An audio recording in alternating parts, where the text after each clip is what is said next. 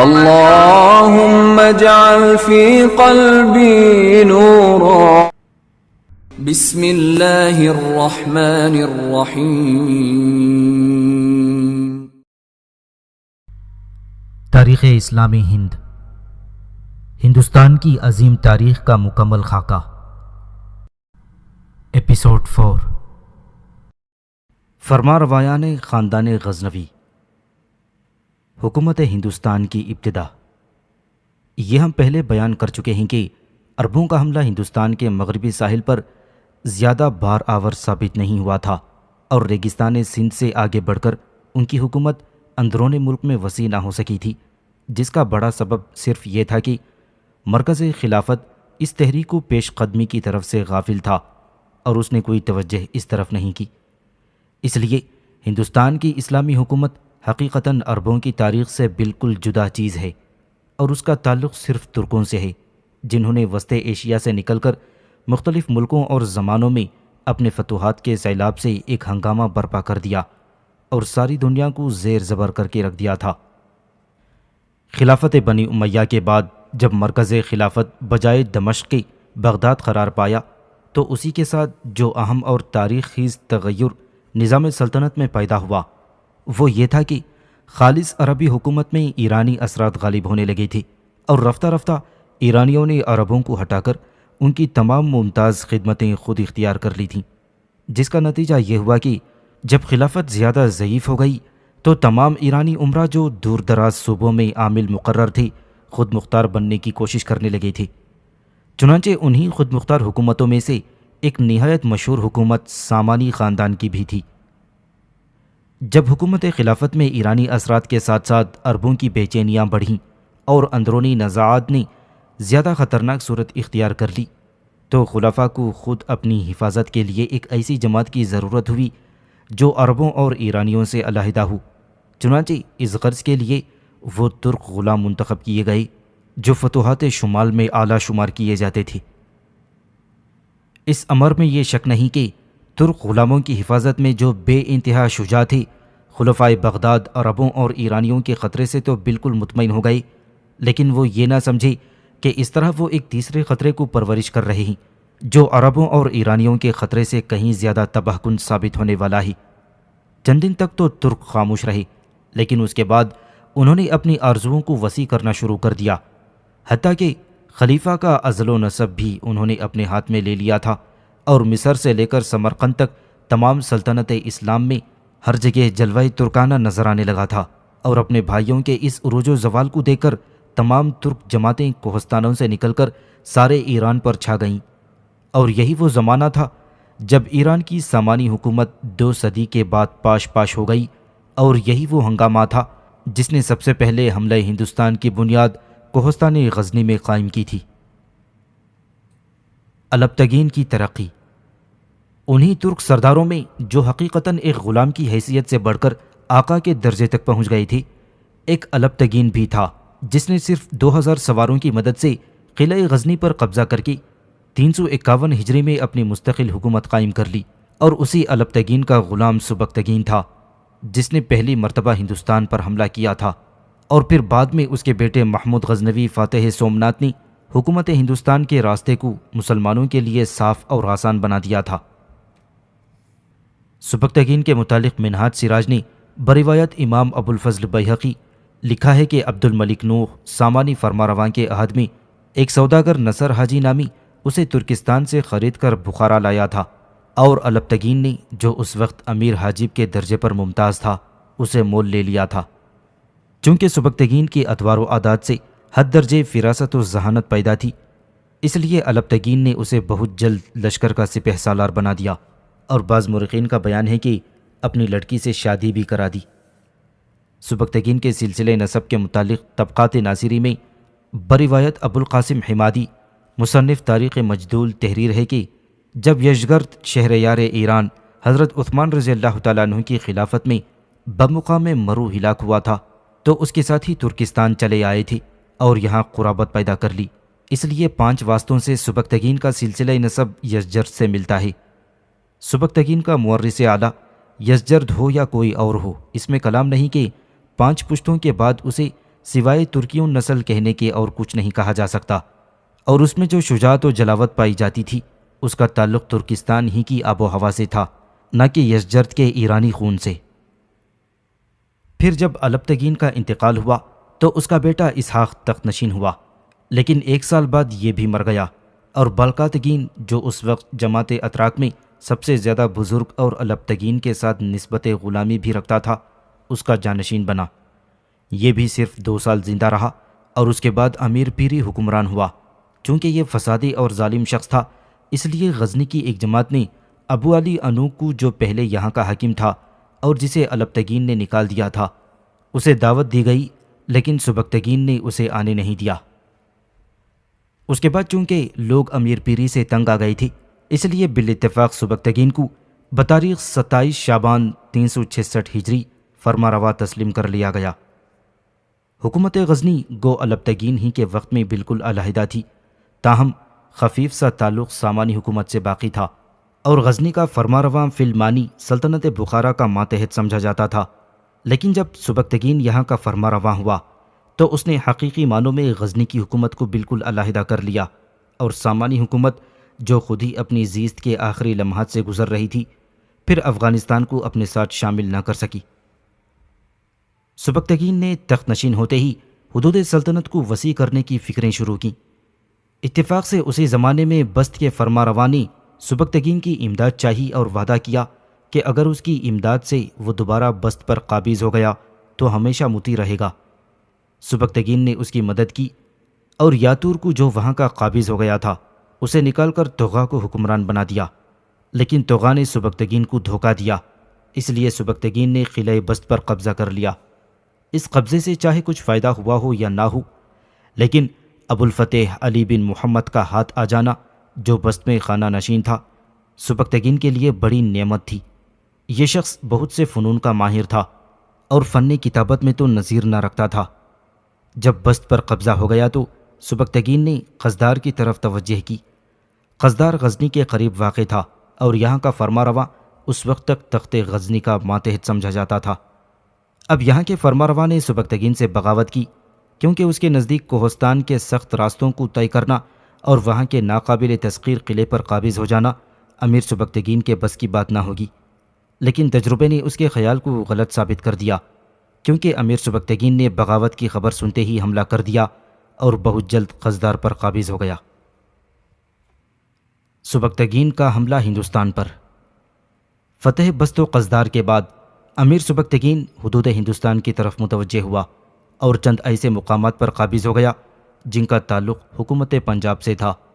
جب یہاں راجہ جے پال کو خبر پہنچی تو ایک بڑی فوج کے ساتھ، جس میں بہت سے ہاتھی بھی تھے، وہ آگے بڑھا اور کئی دن تک جنگ جاری رہی۔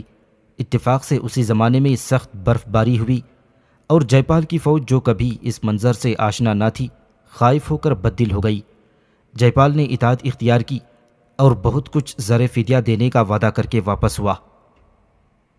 محمود نے اول اس اظہار اطاعت کی مخالفت کی، لیکن سبکتگین جو خون ریزی کو پسند نہ کرتا تھا وہ مان گیا، اور چند معتبر آدمی جے پال کے ساتھ کیے گئے تاکہ اس کے صداقت وعدے کا حال معلوم ہو جائے۔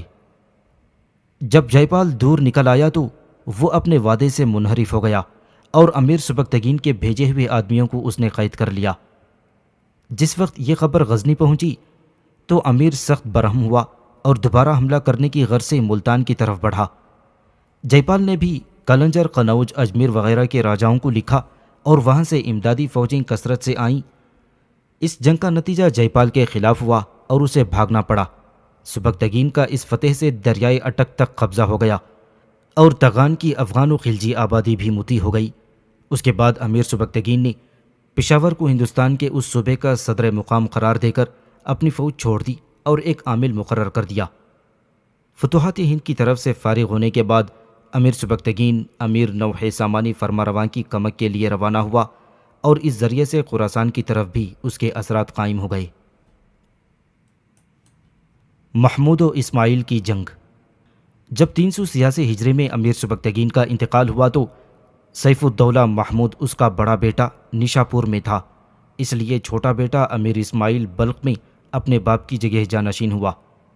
محمود نے ایک تعزیت نامہ اپنے بھائی کو لکھ کر سمجھایا کہ حکمرانی کے لیے بہت تجربے کی ضرورت ہے اور تم میں وہ پایا نہیں جاتا، اس لیے مناسب یہی ہے کہ غزنی مجھے دے دو اور بلخ و خراسان کا ملک میں تمہارے لیے صاف کیے دیتا ہوں۔ باپ نے اگر تمہیں جانشین کر دیا تھا تو مصلحت اسی میں تھی، کیونکہ میں دور تھا اور تخت کا خالی رہنا مناسب نہ تھا۔ امیر اسماعیل اس پر راضی نہ ہوا اور آخرکار دونوں بھائیوں میں جنگ ہوئی۔ اسماعیل گرفتار ہو گیا اور غزنی پر محمود کی حکومت قائم ہو گئی۔ اس کے بعد محمود نے بلخ، خراسان، ہرات و سیستان پر تصرف قائم کر کے اپنے نام کا خطبہ اور سکہ وہاں جاری کیا اور پھر ہندوستان کی طرف متوجہ ہوا۔ محمود کی فاتحانہ زندگی کا ممتاز ترین کارنامہ وہ ہے جو سرزمین ہند سے متعلق ہے، کیونکہ مسلمانوں میں سب سے پہلا وہ شخص جس نے ہندوستان میں ایک مستقل حکومت اسلام کی بنیاد قائم کی وہ محمود ہی تھا۔ محمود کے حملے ہندوستان پر۔ وہ ہندوستان پر کتنی بار حملہ ہوا، کن کن مقامات کو فتح کیا، اب ان مقامات کا پتہ موجودہ جغرافیہ کے لحاظ سے کیوں کر چل سکتا ہے؟ یہ تمام وہ سوالات ہیں جو تاریخ خاندان غزنی میں بہت زیادہ اہمیت رکھتے ہیں، اور اختلاف مورخین، غلطی کتابت اور تحریف الفاظ وغیرہ نے اس بحث کو زیادہ دقیق اور دشوار بنا دیا ہے۔ تاہم چونکہ محمود کا یہی ایک کارنامہ ایسا ہے جو اس کی ملوکانہ پیش قدمی اور سکندرانہ اولوالعزمی کو بخوبی ظاہر کرتا ہے، اس لیے ہم اسے جداگانہ بیان کریں گے۔ تاہم یہ سلسلہ کلام قائم رکھنے کے لیے مختصراً اتنا بتا دینا ضروری سمجھتے ہیں کہ 25 سال کے عرصے میں اس نے ہندوستان پر 17 حملے کیے، اور باوجود اس کے کہ اس کا مقصود ان حملوں سے یہاں کوئی مستقل قیام کرنا نہ تھا، تاہم پنجاب کا تمام مغربی حصہ حکومت غزنی میں شامل ہو گیا اور قنوج و گجرات تک مسلمانوں کا اثر قائم ہو گیا۔ محمود نے 81 سال کی عمر میں 421 ہجری یعنی 1030 عیسوی میں وفات پائی اور 32 سال تک حکومت کی۔ محمود غزنوی نے اپنے بعد 2 بیٹے چھوڑے، محمد اور مسعود۔ محمد بے انتہا نیک نفیس اور مہذب و شائستہ شہزادہ تھا، اور مسعود ویسا ہی شجاع اور اولوالعزم تھا۔ محمود نے پہلے مسعود ہی کو اپنا ولی عہد قرار دیا تھا، لیکن بعد میں اس سے بدظن ہو گیا اور محمد کو اپنا جانشین قرار دیا۔ مسعود کی تخت نشینی۔ جب محمود غزنوی کا انتقال ہوا تو مسعود صفاہان میں تھا، اس لیے محمد بغیر کسی مزاحمت کے تخت نشین ہو گیا۔ لیکن چونکہ محمد کی طرف سے سپاہ کو کوئی توقع نہ تھی اور مسعود کی فتوحات نے غلغلہ بلند کر رکھا تھا، اس لیے اس طرف محمد کی سپاہ اس سے منحرف ہو گئی اور دوسری طرف خود مسعود نے غزنی پر حملہ کر دیا تھا، جس کا نتیجہ یہ ہوا کہ محمود کے بعد 5 مہینے کے اندر ہی محمد کی حکومت ختم ہو گئی اور مسعود محمد کو گرفتار کر کے 442 ہجری یعنی 1031 عیسوی میں تخت نشین ہو گیا۔ اب ہرچند مسعود کے عہد میں ہندوستان کی طرف سے خصوصیت کے ساتھ کوئی توجہ نہ ہو سکی، اور اس کا بڑا سبب یہ تھا کہ سلجوقیوں کا خطرہ بڑھتا جا رہا تھا اور وہ وسط ایشیا کے اندر اپنے مقبوضات کے تحفظ میں مصروف تھا، لیکن پھر بھی اس نے اپنے باپ کے مفتوحہ ملک کی طرف سے غفلت نہیں کی اور 1 سے زائد مرتبہ ہندوستان پر حملہ آور ہوا۔ چنانچہ 444 ہجری میں اس نے سالار مسعود غازی کو، جو محمود غزنوی کے بھانجے تھے، سیف الدین کی مدد کے لیے بہرانج روانہ کیا، جہاں آپ شہید ہوئے اور اب بھی آپ کا مزار مرجع خلائق ہے۔ اور پھر 429 ہجری میں خود اس نے قلعہ ہانسی اور قلعہ سومنات کو فتح کیا۔ اس کے بعد سلجوقیوں کے خلاف خراسان وغیرہ کی طرف مشغول رہا، اور آخرکار جب 436 ہجری میں وہ افواج فراہم کرنے کی غرض سے غزنی سے پھر ہندوستان آیا تو اس کی سپاہ منحرف ہو گئی اور 10 سال حکومت کرنے کے بعد معزول کر کے اس کے بھائی محمد کو تخت نشین کر دیا۔ بعد میں جب مسعود قتل کیا گیا تو اس کا بیٹا مودود بلخ میں تھا۔ یہ خبر سنتے ہی وہ انتقام لینے کے لیے روانہ ہوا اور 436 ہجری میں محمد کو قتل کر کے خود تخت نشین ہو گیا۔ مودود نے 9 سال تک حکومت کی۔ اس عرصے میں ماوراء النہر کا علاقہ مطیع ہو گیا اور ہر چند علب ارسلان سلجوقی نے مودود کی سپاہ کو الجھائے رکھا، لیکن آخرکار اسے بھی شکست ہوئی۔ ہندوستان سے متعلق اس کے عہد میں صرف 2 واقعے قابل ذکر ہیں، ایک مجدود کی بغاوت اور دوسرے راجہ دہلی کی سرکشی۔ ان دونوں کے مختصر حالات حسب ذیل ہیں۔ جب مسعود ہانسی اور سومنات فتح کر کے واپس لاہور پہنچا تو اس نے اپنے بیٹے المجدود کو طبل علم عنایت کے لیے یہاں کا انتظام اس کے سپرد کر دیا تھا۔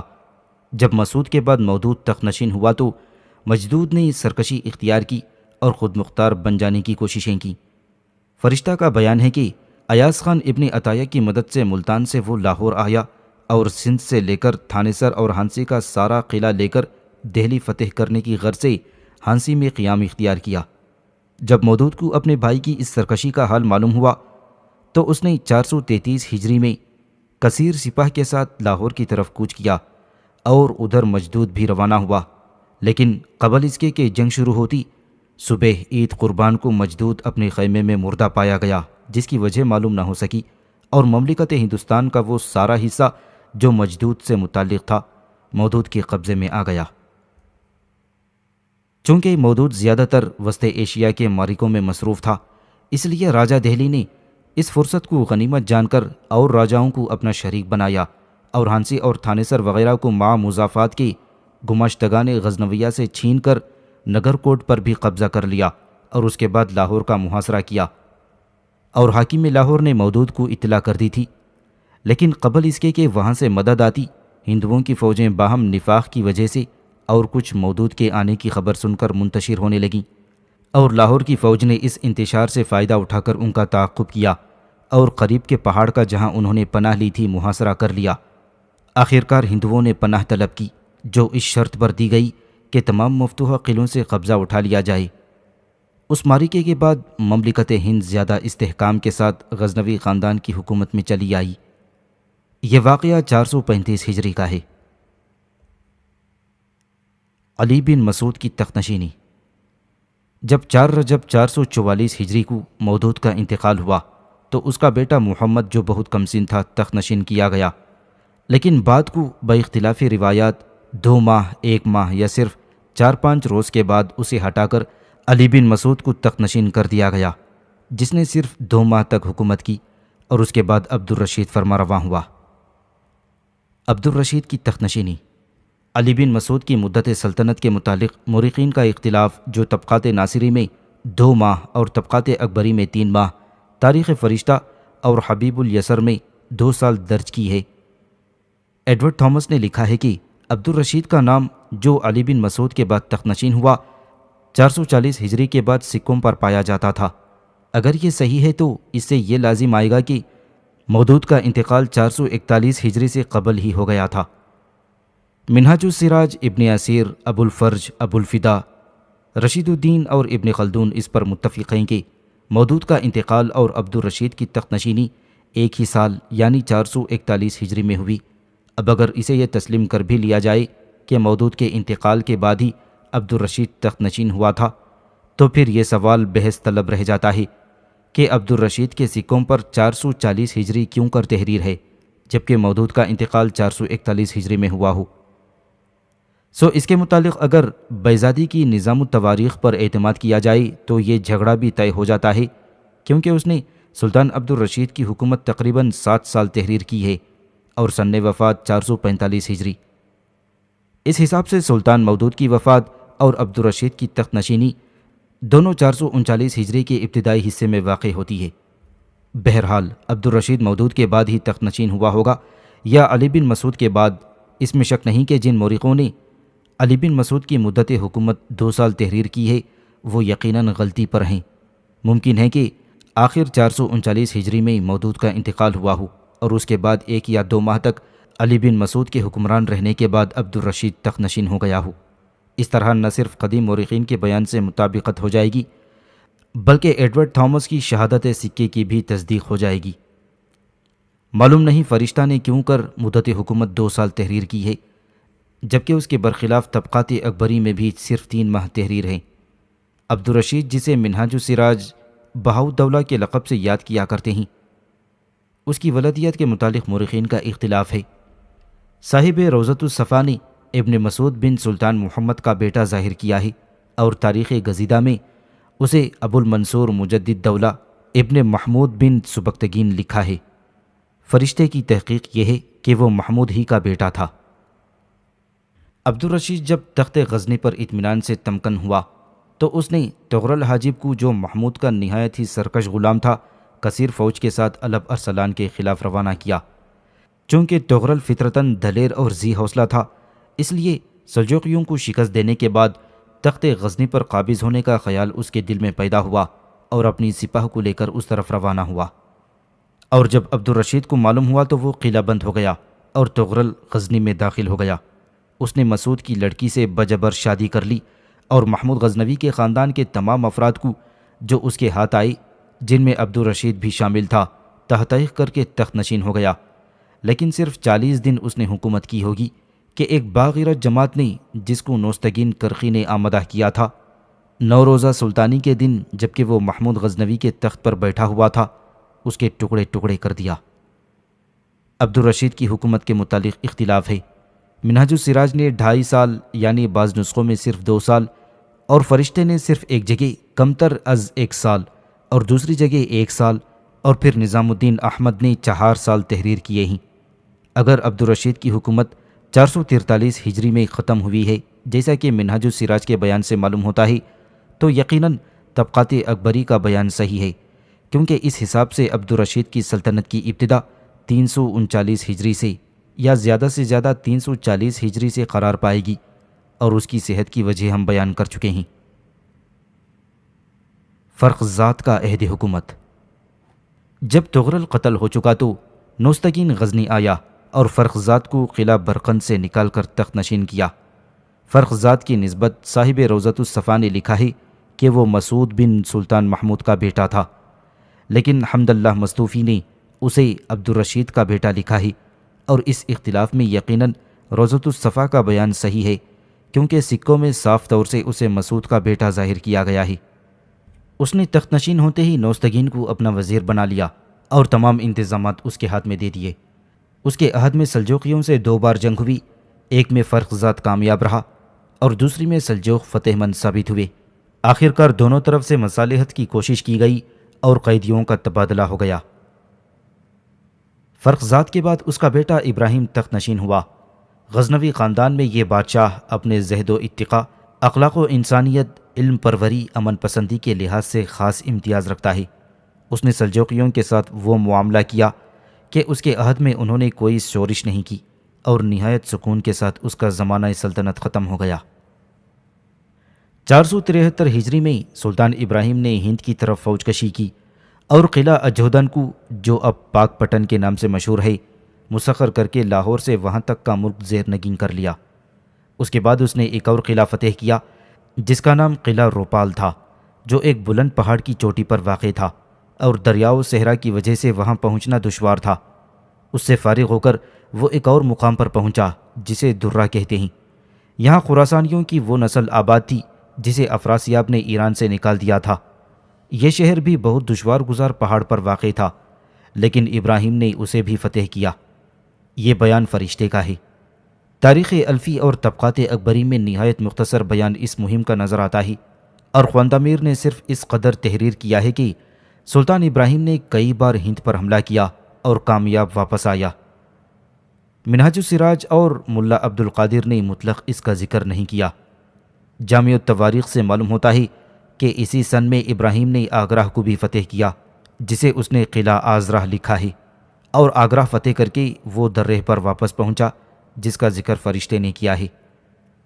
سلمان یعنی مشہور شاعر نے بھی فتح آگرہ کا ذکر کیا ہے، جیسا کہ اس کے کلام سے ظاہر ہوتا ہے۔ سلطان ابراہیم کی مدت حکومت اور سن وفات کے متعلق مورخین کا اختلاف ہے۔ منہاج السراج نے لکھا ہے کہ اس نے 42 سال کی حکومت کی اور 492 ہجری میں انتقال کیا۔ تاریخ گزیدہ نے بھی یہی تاریخ لکھی ہے، اور طبقات اکبری میں 481 ہجری ظاہر کیا گیا ہے۔ فرشتہ اور خواندہ میر نے اس اختلاف کو ظاہر کرتے ہوئے دونوں سن تحریر کر دیے ہیں، لیکن سکوں کے دیکھنے سے معلوم ہوتا ہے کہ ابراہیم نے واقعی 42 سال کی حکومت کی، اس لیے اس کا سن وفات 492 ہجری ہونا چاہیے۔ مسعود کی تخت نشینی۔ ابراہیم کے بعد اس کا بیٹا مسعود بن ابراہیم تخت نشین ہوا۔ اس کے عہد میں لاہور حکومت ہند کا مرکز قرار پایا، اور حاجب طغاتگین نے گنگا کو عبور کر کے ہندوستان پر حملہ کیا، لیکن مورخین نے جگہ کا تعین نہیں کیا ہے، صرف اس قدر لکھا ہے کہ سوائے محمود کے وہاں کوئی اور اس وقت نہیں پہنچ سکا تھا۔ اس کی مدت حکومت میں بھی اختلاف پایا جاتا ہے۔ منہاج السراج نے تاریخ وفات 509 ہجری اور مدت حکومت 17 سال ظاہر کی ہے۔ تاریخ گزیدہ میں لکھا ہے کہ 508 ہجری میں اس کا انتقال ہوا اور اس کا بیٹا کمال الدولہ شہرزاد تخت نشین ہوا، لیکن 1 سال کے بعد 509 ہجری میں ارسلان شاہ جو اس کا بھائی تھا اس نے شہرزاد کو قتل کر دیا اور خود تخت نشین ہو گیا۔ فرشتے نے بھی اس کی تصدیق کی ہے۔ طبقات اکبری اور طبقات ناصری میں شہرزاد کا کوئی ذکر نہیں ملتا۔ سکوں کے دیکھنے سے معلوم ہوتا ہے کہ علاؤدین شہرزاد نے یقیناً 1 سال حکومت کی ہے، اس لیے مسعود کی وفات 508 ہجری اور مدت حکومت 16 سال درست معلوم ہوتی ہے۔ ارسلان شاہ کی تخت نشینی۔ جب ارسلان شاہ تخت نشین ہوا تو اس نے اپنے بھائیوں کو مقید کر لیا، لیکن بہرام شاہ بھاگ کر اپنے ماموں سلطان سنجر کے پاس چلا گیا۔ سلطان سنجر اپنے بھائی سلطان بن ملک شاہ سلجوقی کی طرف سے خراسان کا فرمانروا تھا۔ ارسلان شاہ نے بہت کوشش کی کہ سلطان سنجر بہرام شاہ کی مدد نہ کرے، لیکن وہ نہیں مانا اور آخرکار ارسلان شاہ کو افواج سنجر کے مقابلے میں شکست ہوئی اور یہ بھاگ کر ہندوستان چلا آیا۔ جب سنجر بہرام شاہ کو تخت نشین کر کے واپس گیا تو ارسلان شاہ نے پھر غزنی پر حملہ کر دیا اور بہرام شاہ بھاگ کر قلعہ حامیان میں چھپ گیا تھا۔ اس کے بعد سلطان سنجر نے پھر بہرام شاہ کی مدد کی اور ارسلان شاہ کو قتل کر کے بہرام کو تخت نشین کر دیا۔ یہ واقعہ 511 ہجری میں وقوع پذیر ہوا اور اس نے صرف 2 سال حکومت کی تھی۔ فرشتہ اور نظام الدین احمد نے مدت حکومت 3 سال لکھی ہے، جو اسی وقت صحیح معلوم ہو سکتی ہے جب شہرزاد کی حکومت 1 سالہ کو حذف کر دیا جائے۔ خواندہ میر نے 512 ہجری تاریخ وفات بیان کی ہے۔ بہرام شاہ کی تخت نشینی۔ ارسلان شاہ کے بعد بہرام شاہ تخت نشین ہوا۔ خاندان غزنوی نے بہرام شاہ اپنی جرأت، عدل و رعیت پروری، بذل و کرم اور قدردانی فضل و کمال کی وجہ سے خاص شہرت رکھتا ہے۔ بہرام شاہ کے متعلق طبقات اکبری، تاریخ فرشتہ، طبقات ناصری اور حبیب الیسر میں یہ لکھا ہے کہ اس نے کئی بار ہندوستان پر حملہ کیا، لیکن مقامات کا تعین کسی نے نہیں کیا۔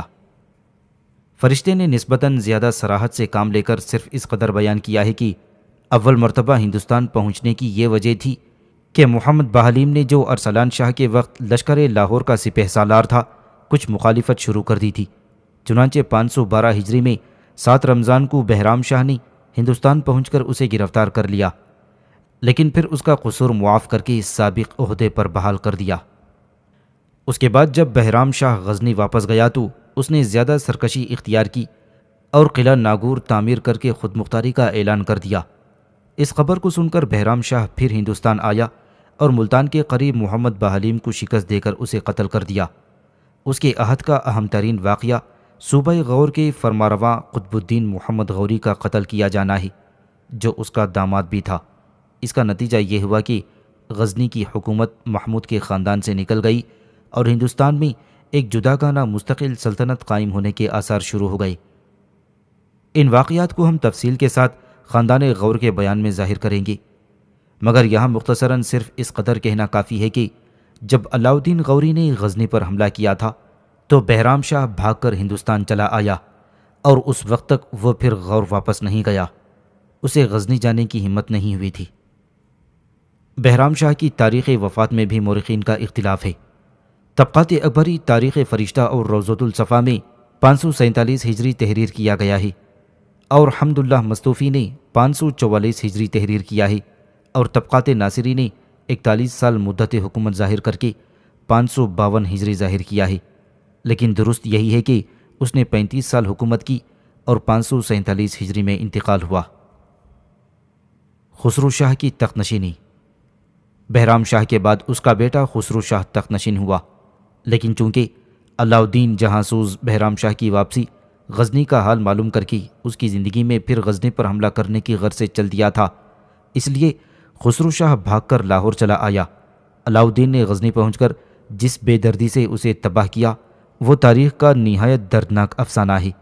جب علاؤدین جہاں سوز تمام ممکن تباہیاں پھیلانے کے بعد غور واپس گیا تو خسرو شاہ کو پھر غزنی پر قابض ہونے کا خیال آیا اور وہ اس ارادے سے روانہ ہوا، لیکن ادھر ترکان غز سلطان سنجر کی مدد کے لیے آ رہے تھے، اس لیے اس کی یہ آرزو پوری نہ ہوئی اور پھر اسے لاہور واپس آنا پڑا اور یہیں 555 ہجری میں اس کا انتقال ہوا۔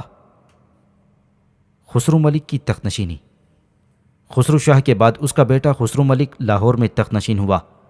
یہ بادشاہ نیک تنیت اور صاحب علم و فضل تھا، لیکن اسی کے ساتھ عیش و طرب کا بھی بہت شائق تھا۔ اس وقت شہاب الدین محمد غوری غزنی پر قابض ہو چکا تھا اور ہندوستان پر متصرف ہونا چاہتا تھا، لیکن خسرو ملک کو کوئی فکر نہ تھی اور وہ اپنی اسی عیش و عشرت میں مشغول تھا کہ شہاب الدین غوری پشاور، ملتان، افغانستان اور سندھ کو مسخر کر کے 576 ہجری میں لاہور پہنچا اور خسرو ملک قلعہ بند ہو گیا اور شہاب الدین غوری اس کے ایک لڑکے اور ایک مشہور ہاتھی کو لے کر غزنی واپس چلا گیا۔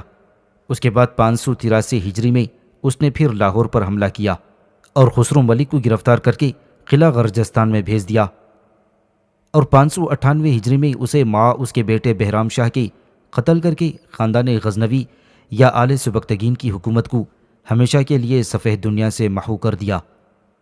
خسرو شاہ نے کل 27 سال تک حکومت کی تھی۔ غزنوی حکومت پر ایک تبصرہ اور اس کے اسباب زوال۔ حکومت اسلام کی تاریخ میں جس قدر شہرت محمود غزنوی کو حاصل ہوئی اور اس کی ہستی جتنی مختلف حیثیات کی جامع تھی، اس کی نظیر مشکل سے ملتی ہے، اور اگر مبالغے سے کام نہ لیا جائے تو بھی ہم یہ کہہ سکتے ہیں کہ نہ صرف سبکتگین کی اولاد بلکہ ساری جماعت اتراک میں اسے وہ درجہ حاصل ہوا ہے جس کے بعد کوئی اور مرتفع زینہ باقی نہ رہا۔ ممکن ہے کہ قبیلہ بنی عامر میں کوئی دوسرا قیس نظر آ سکتا ہے، لیکن غزنوی خاندان میں کسی دوسرے محمود کا پیدا ہونا یقیناً ناممکن تھا۔ محمود غزنوی وہ شخص جو ایک مختصر سی کوہستانی ریاست کو ایک سلطنت میں تبدیل کر کے، اور سلطنت بھی ایسی جو بحر الخزر سے دریائے فرات تک وسیع ہو، جو ہندوستان کے تمام جنگجو حصہ ملک اور کثیر آبادی کو ایک ربع صدی کے اندر اندر مسخر کر کے، جو غزنی جیسے سنسان اور وحشی مقام کو علوم و فنون کا جولانگاہ بنا دی، جو نہ صرف افغانستان بلکہ تمام ملحقہ ممالک کے لیے تہذیب و شائستگی کے غیر معمولی اسباب فراہم کرنے میں اس قدر کامیاب ہو سکے، اور جس کا ایک ایک کارنامہ سارے عالم کے لیے تصور و خیال کو مسحور کر لے، کیا دنیا کا کوئی ذی فہم شخص اسے وحشی، غیر مہذب اور معمولی انسان کہہ سکتا ہے؟ یہ بالکل صحیح ہے کہ قرب و جوار کی سلطنتوں کا انتشار اس کی ترقی میں بہت کچھ معاون ہوا ہے، یعنی سلطنت آل سامان کے تزلزل اور فارس کے شہزادگان خاندان بویا کے اختلاف نے مغرب کی طرف اور ہندو راجاؤں کے باہمی رشک و عناد نے ہندوستان کی جانب اس کی پیش قدمی کو زیادہ آسان بنا دیا تھا۔ لیکن یہ حقیقت کیوں کر فراموش کی جا سکتی ہے کہ اس وقت فارس میں کثرت سے ایسے ترکی سردار پائے جاتے ہیں جو اپنی شجاعت و بہادری، عزم و حوصلے کے لحاظ سے محمود کے آبا و اجداد سے کسی طرح کم نہ تھے، اور پھر یہ کہ شمال کی طرف سے وسط ایشیا کے سخت اور جنگجو قبائل نے بڑھ چڑھ کر بھی اسے چین سے نہیں بیٹھنے دیا تھا۔ تاہم محمود کو کوئی قوت اس کی جگہ سے متزلزل نہ کر سکی۔ اس نے اپنے ان دشمنوں کو بھی جو غالباً اس سے زیادہ جنگجو اور جفاکش تھے، کبھی اس بات کا موقع نہیں دیا کہ اس کی عظمت و شان اس کی سطوت و جبروت سے دوش بدوش ہو کر نکل جائیں۔ ایلک خانی فتنے کا مقابلہ۔ جب ایلک خان ترکوں کے نہایت خونخوار سردار نے اپنے محیب اور بے شمار سواروں کے ساتھ خراسان پر حملہ کیا تو وہ وقت محمود کے لیے نہایت سخت تھا، کیونکہ عنان سلطنت ہاتھ میں لیے ہوئے بہت قلیل زمانہ گزرا تھا، ملک پر اچھی طرح قابض بھی نہ ہو سکا تھا، اور تمام قرب و جوار میں محمود کے خلاف سازشیں ہو رہی تھیں، لیکن اس نے اس ایلک خانی سیلاب کی مطلق پرواہ نہ کی اور اپنی فوج کی کمان خود اپنے ہاتھ میں لے کر مقابلے کے لیے روانہ ہو گیا۔ اب دیکھنا یہ ہے کہ جو سلطنت محمود جیسی ہستی کے عزائم پر قائم ہوئی تھی، وہ کیوں 2 صدی سے زیادہ قائم نہ رہ سکی، اور اس کے اسباب کیا تھے۔ آپ جس قوم کی تاریخ اٹھا کر دیکھیں گے تو معلوم ہوگا کہ وہ کچھ نہیں ہے مگر ایک افسانہ 2 باب میں منقسم ہے۔ ایک باب وہ جو مخصوص ہے جرأت و بصالت اور شوکت و عظمت کے لیے، اور دوسرا وہ جس میں انتشار و ابتری کے بعد تصویر نظر آتی ہے زوال و احتشام کی۔ پھر خاندان غزنوی کی تاریخ میں چونکہ محمود نے پہلے باب کی تکمیل کر دی تھی، اس لیے اس کے بعد دوسرے حصے کا شروع ہونا ضروری تھا، اور فطرت اپنے اصول کو کسی طرح بدل نہ سکتی تھی۔ یہ تھا مختصر ترین بیان عروج و زوال کے اس فلسفے کا جو اپنے اصول کا بلا انتشار تمام قوموں پر نافذ کر دیتا ہے، اور خاندان غزنی بھی اس سے محفوظ نہ رہ سکا۔ لیکن یہاں اس اختصار کی ذرا تفصیل بھی سن لیجئے۔ یہ ہم ابھی ظاہر کر چکے ہیں کہ یوں تو محمود کی قائم کی ہوئی سلطنت تقریباً 2 صدی تک باقی رہی، لیکن واقعہ یہ ہے کہ زوال اس کے بعد ہی شروع ہو گیا تھا، اور ہر نیا دن اس میں اضافہ کرنے کے لیے طلوع ہوتا تھا۔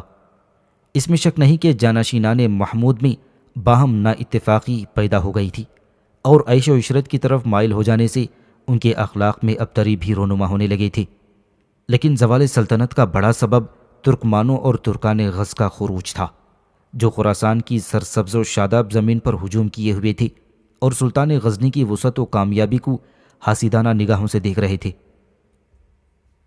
محمود چونکہ بڑا ذی اقبال شخص تھا، اس لیے اس کی زندگی میں ترکوں کو کامیابی حاصل نہ ہو سکی، لیکن اس کے انتقال کے بعد 10 سال کے اندر ہی اندر سلجوقیوں نے دریائے سیہون کی سرزمین سے نکل کر سارے ایران کا احاطہ کر لیا، اور سمرقند سے نکل کر ساحل ایجین تک قبضہ کر کے محمود کی مقبوضات ایران کو سلطنت غزنی سے جدا کر دیا تھا۔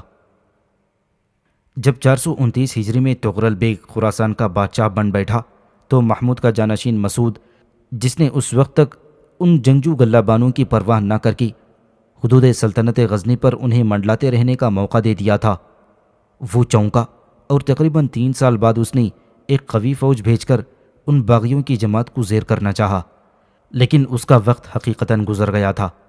اس لیے مرو کے قریب مسعود کو شکست ہوئی، اور اسی وقت سے فارس سلطنت غزنی سے ہمیشہ کے لیے جدا ہو گیا۔ چونکہ اب مغرب کی طرف ترقی کرنے کے لیے میدان تنگ ہو گیا تھا اور حکومت سلاجقہ کی آہنی دیوار حائل ہو چکی تھی، اس لیے لازم تھا کہ ہندوستان کے مقبوضات کو وسیع کیا جاتا، لیکن افسوس یہ ہے کہ اس طرف بھی توجہ نہ کی گئی، اور سوائے پنجاب کے، جس پر محمود ہی کے وقت مستقلاً قبضہ ہو گیا تھا، سلطنت میں کچھ بھی توسیع نہ ہوئی۔ پھر پنجاب کی بھی یہ حالت تھی کہ جب کوئی زیادہ ذی اثر اور قوی گورنر وہاں مامور کیا جاتا تو ہر وقت اس کی طرف سے اندیشہ لگا رہتا تھا کہ خدا جانے کس وقت وہ بھی خود مختار ہو جائیں اور پنجاب بھی سلطنت غزنی کے قبضے سے نکل جائے۔ چنانچہ اس زمانے کی مشکلات جلد شروع ہوئیں، اور مشرق و مغرب دونوں جانب جارحانہ قوت نے مدافعانہ صورتیں اختیار کر لی تھیں۔ محمود غزنوی نے اپنے زمانے میں علی الیاروخ کو مملکت ہند کا گورنر اور سپہ سالار مقرر کر دیا تھا، جو اس کے بعد بھی اس کی خدمت پر مامور رہا، لیکن مسعود کا عہد شروع ہوتے ہی اس کی طرف سے خطرات کا ظہور ہونے لگا۔ مسعود نے اسے دربار میں طلب کیا، لیکن اس نے انکار کر دیا۔ آخرکار اس کے وزیر خواجہ حسن نے الیاروخ کو کسی تدبیر سے بلوایا، اور چونکہ وہ شراب کا عادی تھا اس لیے اسی ذریعے سے اسے مدہوش بنا کر گرفتار کر لیا۔ الغرض اسی قسم کے مشکلات تھیں جو صوبہ پنجاب کے گورنروں کی طرف سے کبھی کبھی پیدا ہو جاتی تھیں، اور دربار کی حالت یہ تھی کہ سب کے سب شراب کے عادی تھے اور نہایت آزادی سے صحبت مے خواری برپا ہوا کرتی تھی۔ خود محمود غزنوی کو بھی اس کا شوق تھا، لیکن اعتدال کے ساتھ۔ مسعود البتہ ضرورت سے زیادہ اس کا عادی تھا، اور اگر خوش قسمتی سے اسے خواجہ حسن جیسا وزیر نہ ملتا تو غالباً انتظام سلطنت بالکل درہم برہم ہو جاتا۔ خواجہ حسن محمود کا وزیر بھی رہ چکا تھا، لیکن بعد میں محمود نے اسے قلعہ کالنجر میں قید کر کے حسنک کو اس کی جگہ مقرر کر دیا تھا۔ جب امیر مسعود تخت نشین ہوا تو اس نے خواجہ حسن کو آزاد کر کے عہدہ وزارت کے لیے طلب کیا۔ چنانچہ جب خواجہ حسن دربار مسعود میں آیا تو اس کی یہ شان تھی کہ ایک ارغوانی رنگ کا قبا جس پر نہایت نازک و نفیس کارچوب کیا گیا تھا زیب بدن تھی، سر پر زیریں حاشیے کا باریک ململ کا بڑا سا امامہ، طلائی زنجیر 1000 اشرفی کے وزن و قیمت کی کمر میں تھی، اور جب وہ اندر پہنچا تو مسعود نے اسے مبارکباد دی اور اس نے زمین بوس ہو کر موتیوں کا ایک قیمتی آویزہ پیش کیا۔ اس کے بعد مسعود نے اسے مہر وزارت دی اور پھر اسے سر پر رکھ کر باہر آیا۔ اسی وقت جب کہ خواجہ حسن پر انعامات کی بارش ہو رہی تھی، خواجہ حسنک جس پر کرامتی ہونے کا الزام لگایا گیا تھا اسے سنگسار کیے جانے کے لیے لے جایا جا رہا تھا، اس حال میں کہ اس کے سر پر امامہ اور بدن میں ازار تھی، دونوں ہاتھ پشت پر باندھے ہوئے تھے، اور اس کا حسین جسم چاندی کی طرح چمک رہا تھا، اور اس کا جوان چہرہ بالکل تصویر نظر تھا۔ آخر کار اس کا سر ایک تشت میں مسعود کے سامنے پیش کیا گیا۔ اس کا جسم لٹکا دیا گیا کہ جہاں اس کی ضعیف ماں رو رو کر کہہ رہی تھی، اے میرے بیٹی، تو بھی کیسا خوش قسمت ہے کہ ایک بادشاہ یعنی محمود نے تجھے یہ دنیا دی اور دوسرے فرماروا یعنی مسعود نے دوسری دنیا کا بھی سردار بنا دیا۔ الغرض کچھ ایسا تھا دربار غزنی کا رنگ جب محمود اٹھ گیا تھا، لیکن صرف اس عیش و عشرت اور اس بدمستی اور بے پرواہی کو معیار دے کر مسعود کی حکومت پر تنقید کرنا غلط ہوگا، کیونکہ وہ بہت اعتبارات سے صحیح معنی میں اپنے باپ کا جانشین تھا۔ اس کی فیاضی اور دریا دلی کا یہ عالم تھا کہ لوگ اسے علی ثانی کہتے تھے، اور شجاعت کی یہ کیفیت تھی کہ رستم ثانی اس کا عام لقب ہو گیا تھا۔ اس کے جنگی تبر کو کوئی شخص اٹھا نہ سکتا تھا، درحالانکہ وہ خود ایک ہی ضرب میں ہاتھی کو بٹھا دیتا تھا۔ علاوہ اس کی علم و ہنر کا وہ بہت بڑا مربی تھا، اور کثرت سے اس نے حسین عمارات تعمیر کرا کر اپنے ملک کو دلہن کی طرح سجا دیا تھا۔ رہا انتظام سلطنت، سو باوجود اس کے کہ پنجاب کی طرف سے ہمیشہ خلش قائم رہی تھی، وہ کبھی ادھر سے غافل نہیں رہا، اور جب کسی نے سرکشی کی خود پہنچ کر اسے سزا دی۔ جب ارقیاروق حکومت پنجاب سے معزول کیا گیا تو احمد نیالتگین اس کی جگہ مقرر ہوا۔ یہ محمود کا خزانچی تھا اور اکثر مہموں میں اس کے ساتھ رہ چکا تھا۔ چلتے وقت خواجہ میمندی نے ہدایت کر دی تھی کہ سیاسی اور مالی معاملات میں اسے دخل دینے کا کوئی حق نہیں ہے، کیونکہ اس کا تعلق قاضی شیراز سے رہے گا۔ اس طرف نیالتگین کو تو یہ ہدایت کر دی گئی، اور ادھر خفیہ محکمہ خبر رسانی کو یہ تاکید کی گئی کہ سارے حالات سے دربار کو آگاہ رکھا جائے، لیکن چونکہ وہ محمود کے ساتھ رہ کر فتوحات کی لذت سے ناآشنا ہو چکا تھا، اس لیے اس کے لیے یہ دشوار ہو رہا تھا۔ چند دن گزرے تھے کہ اس نے ادھر ادھر پاؤں چلانے شروع کر دیے، حتیٰ کہ بنارس تک اس نے اپنی طاقت کے حدود کو وسیع کر لیا، اور قاضی شیراز سے اس کی چل گئی۔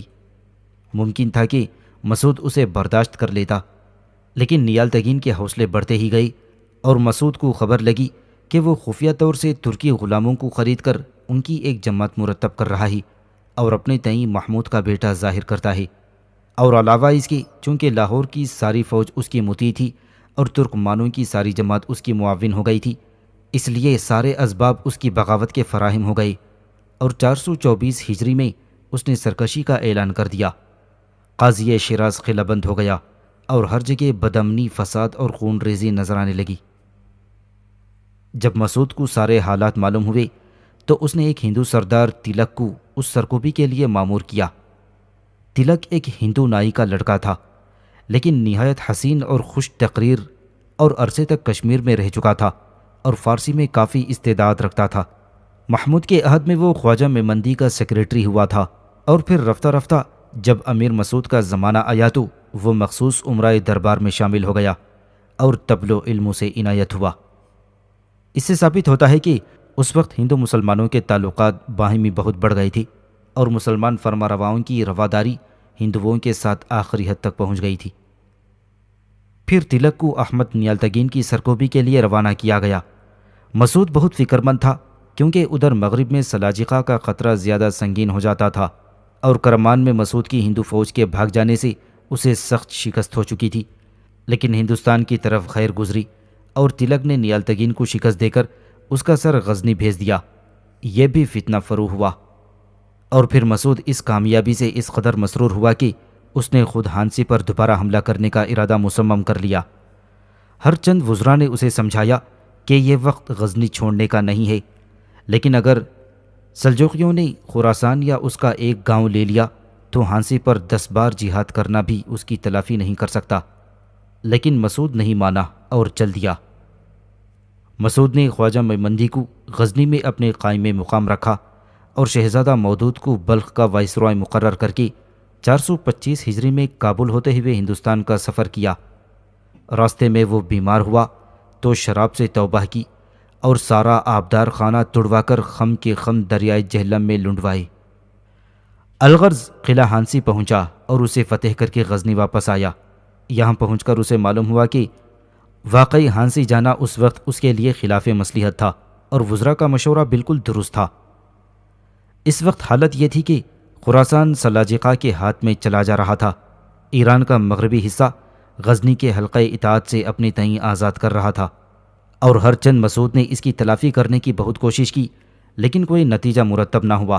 مرو کے قریب اسے شکست ہوئی اور یہ عالم اضطراب میں پھر ہندوستان کی طرف آیا کہ یہاں سے فوج فراہم کر کے وہ سلاجقہ پر مقابلہ کرے، لیکن جو ہی اس نے دریائے سندھ کو عبور کیا، باغی فوج نے اسے گرفتار کر کے اس کے بھائی کو تخت نشین کر دیا اور چند دن بعد اسے قتل کر دیا گیا۔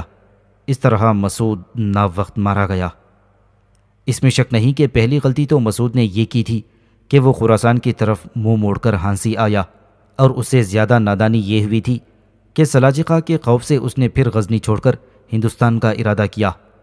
سلجوقیوں نے حقیقتاً اس وقت تک غزنی کا قصد نہ کیا تھا، بلکہ وہ صرف ایران کے خواہش مند تھے، چنانچہ وہ وہیں سے واپس گئے۔ اس کے بعد مودود یعنی مسعود کا لڑکا اپنے باپ کا انتقام لینے کی غرض سے آیا اور اپنے چچا کو گرفتار کر کے تخت نشین ہو گیا۔ مسعود کے بعد اس کے جانشینوں نے 1 صدی سے زائد مدت تک غزنی کے کوہستانی علاقے پر حکومت کی، لیکن ضعف و انحطاط بڑھتا ہی جا رہا تھا، اور محمود کے کارناموں پر جتنے زائد دن گزر رہے تھے، اسی قدر غفلت آل سبکتگین میں پیدا ہوتا جا رہا تھا۔ اس خاندان کے جتنے افراد نے حکومت کی، ان کا ذکر نام با نام اس سے قبل ہو چکا ہے، لیکن چونکہ مسعود کے بعد کسی کی حکومت سیاسی نقطہ نظر سے اہمیت نہیں رکھتی، اس لیے ہم جداگانہ تنقید نہیں کر سکتے۔ با اعتبار اخلاق و دیگر صفات انسانی کے ان میں سے اکثر فرمانرواں عجیب و غریب تھے، اور ابراہیم و بہرام کی طویل مدت سلطنت سے یہ بھی ثابت ہوتا ہے کہ کم از کم مرکز حکومت میں کوئی تزلزل واقع نہ ہوا تھا، جس کا بڑا سبب یہ تھا کہ سلجوقیوں کے ساتھ انہوں نے تعلقات ازدواج قائم کر لیے تھے، اور اس طرح یہ دونوں خاندان متحد ہو گئے۔ اس کے بعد جب دور آخر میں سلطنت غزنی کے لیے باہم بھائیوں میں مخالفت پیدا ہوئی، تو سلطان سنجر سلجوقی ارسلان شاہ کے خلاف بہرام کی مدد کے لیے آیا اور چند دن تک غزنی پر عارضی قبضہ بھی رکھا۔ ہندوستان کی طرف سے بھی کسی خطرے کا خیال قائم کرنا غلطی تھی، کیونکہ محمود کے حملوں نے ہندو راجاؤں کو ایسا معمولی درس سبق نہیں دیا تھا کہ وہ آسانی سے فراموش کر دیتی۔ ایک بار تو تقریباً 1 لاکھ ہندوؤں نے 435 ہجری میں لاہور پر قبضہ ہی کر لیا تھا، لیکن وہ افواج غزنی کی آمد کی خبر سن کر منتشر ہو گئی، اور اس طرح صوبہ لاہور آخر دن تک نہ صرف سلطنت غزنی سے متعلق رہا، بلکہ آخری فرمانرواؤں نے اسے اپنا دارالحکومت بھی بنا لیا۔